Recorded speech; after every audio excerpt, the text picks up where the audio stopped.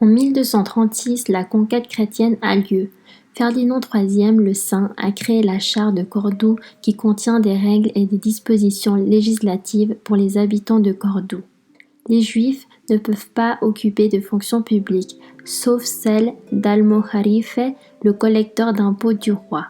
En 1252, avec Alphonse X le Sage, ils jouissent déjà de certains privilèges et droits, mais la cohabitation n'a jamais été facile. Même au XIIIe siècle, ils devaient s'habiller différemment pour se distinguer. Bien qu'il n'y ait pas beaucoup de documents arabes faisant état de la présence juive, certains documents indiquent qu'ils se trouvaient dans la partie nord de Cordoue, à côté de la Porte des Juifs, aujourd'hui Porte d'Ossario. De nombreux auteurs s'accordent à dire qu'à la fin de la période musulmane, les Juifs auraient pu s'installer dans l'actuel quartier juif, dans la zone de la Médina, en plus de l'actuel quartier de San Basilio, connu sous le nom de château du quartier juif, l'ancien Alcázar almohade. On ne peut pas parler d'urbanisme juif puisque lorsqu'ils se sont installés ici, ils ont pris les rues déjà existantes et précédemment occupées par les musulmans, c'est-à-dire des rues étroites, labyrinthiques, certaines sans issue. En 1272, Alfonso X ordonne la fermeture du quartier juif.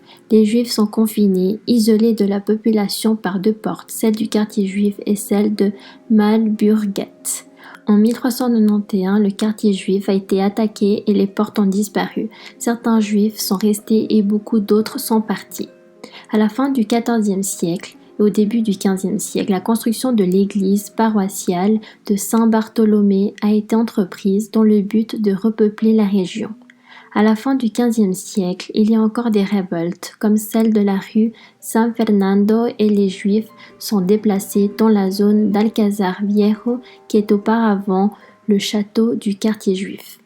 Cette zone n'étant pas conforme aux normes sanitaires, ils font appel au roi, qui leur donne raison et ramène la communauté juive dans l'ancien quartier juif. En 1482, le tribunal de l'Inquisition apparaît et ils sont définitivement expulsés, 10 ans plus tard par ordre des rois catholiques.